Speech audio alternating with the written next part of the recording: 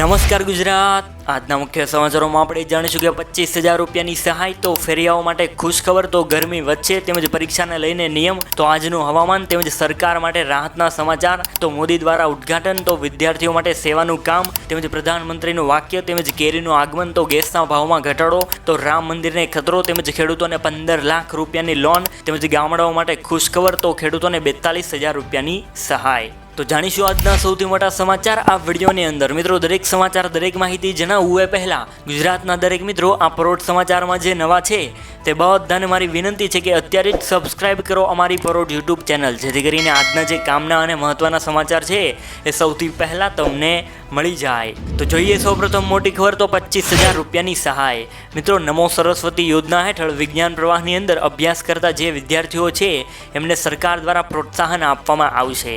ગરીબ અને મધ્યમ વર્ગના વિદ્યાર્થીઓ છે એમને ટોટલ 25,000 રૂપિયાની સહાય છે એ આપવામાં આવશે, જેમાં ધોરણ 11ની અંદર 10,000 રૂપિયા અને ધોરણ 12માં 15,000 રૂપિયાની સહાય છે એ ગુજરાત સરકાર આપશે। ગુજરાત સરકારનું વર્ષ 2024 અને 25નું બજેટ રજૂ થયું હતું, એની અંદર કનુભાઈ દેસાઈએ આ યોજનાની જાહેરાત કરી હતી। તો નમો સરસ્વતી યોજના હેઠળ વિજ્ઞાન પ્રવાહની અંદર અભ્યાસ કરતા જે વિદ્યાર્થીઓ છે એ લોકોને 25,000 રૂપિયાની સહાય છે એ ગુજરાત સરકાર તરફથી મળી શકશે। ત્યારબાદના સમાચારો વિશે વાત કરીએ તો ફેરિયાઓ માટે ખુશખબર। પીએમ સ્વનિધિ યોજના હેઠળ ફેરિયાઓને લોન આપવામાં સુરત મહાનગરપાલિકાનો રાજ્યમાં બીજો નંબર છે। જી હા મિત્રો, શહેરના 98,000થી વધુ લારી ગલ્લા અને ફેરિયાઓને 128 કરોડની લોનનું વિતરણ કરાયું છે। કોરોના પછી લારી ગલ્લા અને પાથરના વાળાઓને અને છૂટક વિક્રેતાઓને આર્થિક રીતે પગભર કરવા આ યોજના શરૂ કરાઈ હતી। કેન્દ્ર સરકારની પ્રધાનમંત્રી સ્ટ્રીટ વેન્ડર આત્મનિર્ભર નિધિ પીએમ સ્વનિધિ યોજના હેઠળ રાજ્યભરમાં અમદાવાદ બાદ સુરત શહેર દ્વારા સૌથી વધુ આર્થિક સહાયનું વિતરણ કરવામાં આવ્યું છે। ત્યારબાદના સમાચારો વિશે વાત કરીએ તો ગરમી વધશે। અલનીનોને પગલે ચાલુ વર્ષે વિશ્વભરમાં કાળઝાળ ગરમી છે એ પડી શકશે। અલનીનોને કારણે હવામાનમાં ઘણા ફેરફાર થયા છે, ત્યારે તે નબળું પડવા છતાં આગામી કેટલાક મહિનામાં વૈશ્વિક વાતાવરણને અસર કરતું રહેશે। વર્લ્ડ મટીરિયોલોજિકલ ઓર્ગેનાઇઝેશન એટલે કે WMOએ જણાવ્યું હતું કે વર્ષ 2023-24નું અલનીનો અત્યાર સુધીના 5 સૌથી શક્તિશાળી અલનીનોમાં સામેલ થાય છે। તેને લીધે આગામી સમયમાં તાપમાન સામાન્ય તાપમાન કરતાં પણ ઊંચું રહે તેવી સંભાવના છે। ત્યારબાદના સમાચારો વિશે વાત કરીએ તો પરીક્ષાને લઈને મોટો નિયમ। મિત્રો જો ખાનગી સ્કૂલમાં ફી બાકી હશે તો પણ શાળા છે એ વિદ્યાર્થીની બોર્ડની પરીક્ષાની હોલ ટિકિટ રોકી નહીં શકે।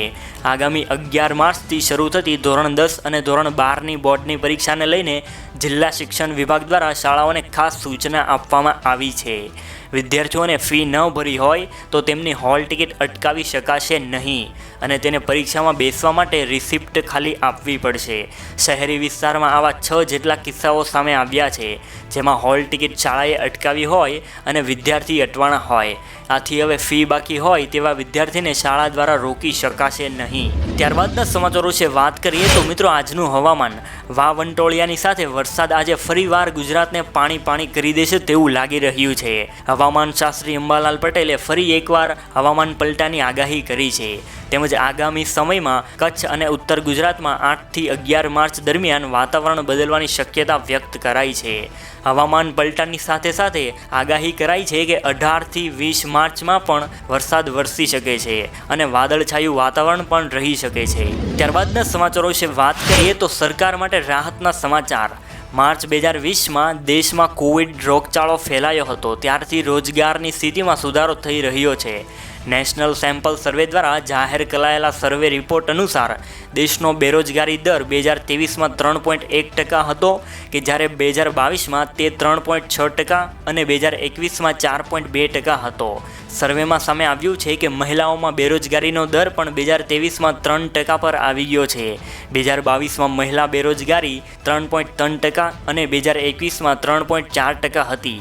એ જ રીતે પુરુષો માટે બેરોજગારીનો આંકડો જોઈએ તો 2020માં 3.7% અને 2021માં 4.5% હતી, પરંતુ ગયા વર્ષે તે ઘટીને 3.2% થયો હતો। તો મિત્રો ભારતમાં હવે લોકો જે છે એ કામ વગરના નહીં રહી શકે, એટલે કે બધાને જ હવે રોજગારીની તકો જે છે એ પૂરી પાડવામાં આવશે।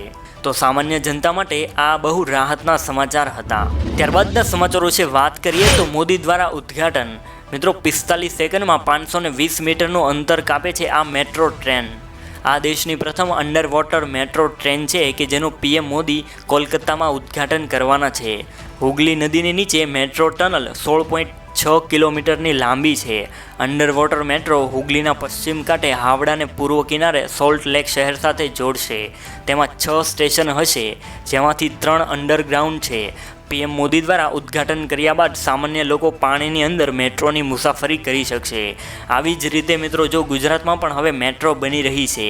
ઘણા વિસ્તારોમાં અત્યારે કામ ચાલુ છે. તે પૂરું થતાં જ સામાન્ય જનતા તેનો લાભ છે એ આરામથી લઈ શકશે.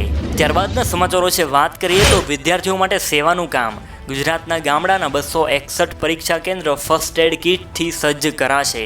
જી હા મિત્રો, ડિહાઇડ્રેટ થવાના કે સામાન્ય ઈજાના કિસ્સામાં બોર્ડના પરીક્ષાર્થીઓને પરીક્ષા કેન્દ્ર પર જ સારવાર હવે મળી રહેશે. આથી જો કોઈ વિદ્યાર્થીઓને પરીક્ષા દરમિયાન કશું થાય તો તેની તરત જ સારવાર કરવામાં આવશે. તો વિદ્યાર્થીઓ માટે ગુજરાત સરકાર દ્વારા આ સેવાનું કામ હતું.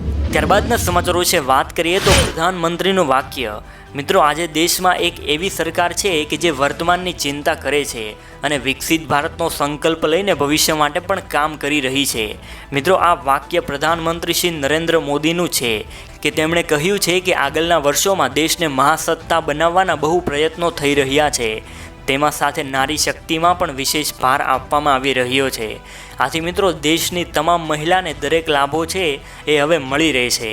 કારણ કે જો મહિલાને પૂરતું શિક્ષણ નહીં મળે તો પણ સરકાર દ્વારા તેના આગળ ભણવામાં મદદ કરવામાં આવશે. તો મિત્રો ભારતના વડાપ્રધાન નરેન્દ્ર મોદીનું વાક્ય જે છે એ ભવિષ્યવાણી કરી રહ્યું છે, તેમજ દેશને આગળ વધારવા માટેના આ અનેક પ્રયત્નો કરી રહ્યું છે. ત્યારબાદના સમાચારો છે. વાત કરીએ તો કેરીનું આગમન. જી હા મિત્રો, ઉનાળાની શરૂઆત પહેલાં જ બજારમાં ફળોના રાજા કેરીનું આગમન થઈ ગયું છે. બજારમાં રત્નાગીરીની હાફૂસ કેરીનું આગમન થયું છે. આ વર્ષે બજારમાં 1 મહિના પહેલાં જ હાફૂસ કેરીનું આગમન થઈ ગયું છે.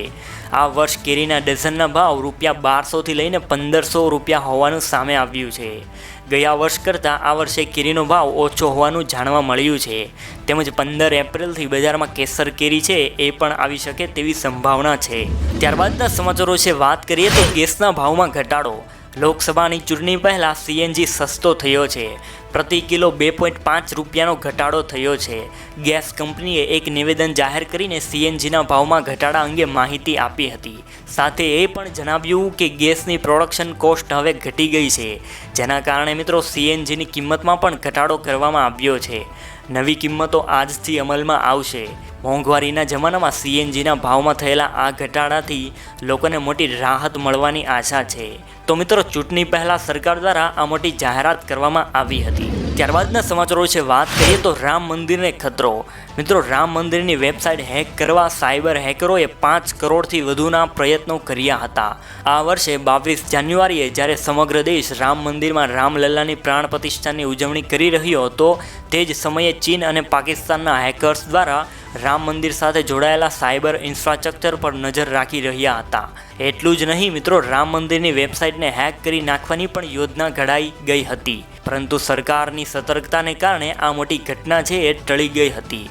મિત્રો આ છે રામ ભગવાનની જન્મભૂમિ, અને જો એની જ વેબસાઇટ હેક થાય એવું તો બની જ ન શકે.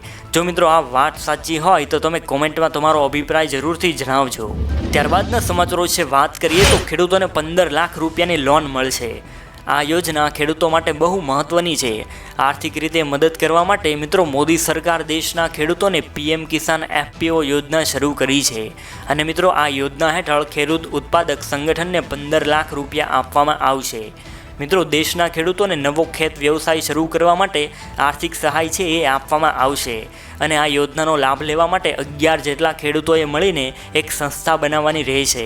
અને ત્યારબાદ જ નેશનલ એગ્રીકલ્ચર માર્કેટની ઓફિશિયલ વેબસાઇટની અંદર તમે જઈને રજિસ્ટ્રેશન કરાવી શકો છો.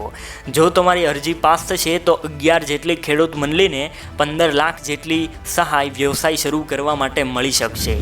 ત્યારબાદના સમાચારો છે. વાત કરીએ તો ગામડાઓ માટે ખુશ ખબર.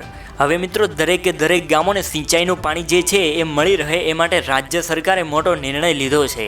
ગુજરાત સરકારે એવો નિર્ણય કર્યો છે કે હવે દરેક ગામોની અંદર સિંચાઈનું પાણી જે છે એ મળી રહેશે. તો જે ખેડૂતોના ખેતરમાં સિંચાઈનું પાણી નહોતું મળતું એ ખેડૂતો માટે હવે આ મોટા ખુશ ખબર છે. રાજ્ય સરકારે શું નિર્ણય કર્યો છે જો મિત્રો એમાં જોઈએ તો હવેથી મિત્રો દરેક ગામોની અંદર પિયત મંડળી સ્થાપિત કરવામાં આવશે. એટલે કે મિત્રો નાનામાં નાના ગામડામાં પણ પિયત મંડળીની સ્થાપના કરવામાં આવશે. એટલે કે મિત્રો જો દરેક ગામની અંદર પોતાની પર્સનલ પિયત મંડળી સ્થાપવામાં આવશે અને સરકાર દ્વારા પિયત મંડળીઓને સબસિડી પણ આપવામાં આવશે. મિત્રો સરકાર દ્વારા જે પાઇપલાઇન નાખવાની એટલે કે જે સિંચાઈ માટેના પાણીની જે પાઇપલાઇન જે હોય એના માટે 50% જેટલી સબસિડી આપવાની જાહેરાત કરી છે. તો પિયત મંડળીઓને 50% સબસિડી એટલે કે લગભગ 20,000 રૂપિયાની સબસિડી છે એ આપવામાં આવશે. મિત્રો તમારા ગામની અંદર સિંચાઈની પાઇપલાઇન નાખી દેવામાં આવશે. તો ખેડૂતો માટે આ સૌથી મોટા સમાચાર હતા. ત્યારબાદના છેલ્લા સમાચારો વિશે વાત કરીએ તો મિત્રો ખેડૂતોને 42,000 રૂપિયા સુધીની સહાય વાર્ષિક આપવામાં આવશે. મિત્રો જે પણ ખેડૂતોએ આ બે યોજના જેમ કે પીએમ કિસાન યોજના અને પીએમ માનધન યોજનાનો લાભ લઈ લીધો છે તો એવા બધા જ ખેડૂતોને ઘરે બેઠા જ 42,000ની વાર્ષિક આવક આપવામાં આવશે. મિત્રો સરકાર પીએમ કિસાન યોજના અંતર્ગત દર વર્ષે 6,000 રૂપિયા ખેડૂતોના ખાતામાં નાખે છે. ત્યારે પીએમ કિસાનની યોજનાના લાભાર્થીઓ જો માનધન યોજનાનું પણ ફોર્મ ભરશે તો એમને પણ 60 વર્ષની ઉંમરે દર વર્ષે 36,000 રૂપિયા મળી શકશે. આ બંને યોજના થઈને ખેડૂતોને બેઠા એવા 42,000 રૂપિયા સુધીની આર્થિક આવક છે એ શરૂ થઈ શકે છે. તો મિત્રો જે પણ ખેડૂતો 42,000 રૂપિયા સુધીની સહાય મેળવવા માંગતા હોય તે આ બંને યોજનાનો લાભ પણ લઈ શકે છે. તો મિત્રો આજના સમાચારોમાં બસ આટલું જ. મળીએ કાલે નવા સમાચાર સાથે. ધન્યવાદ.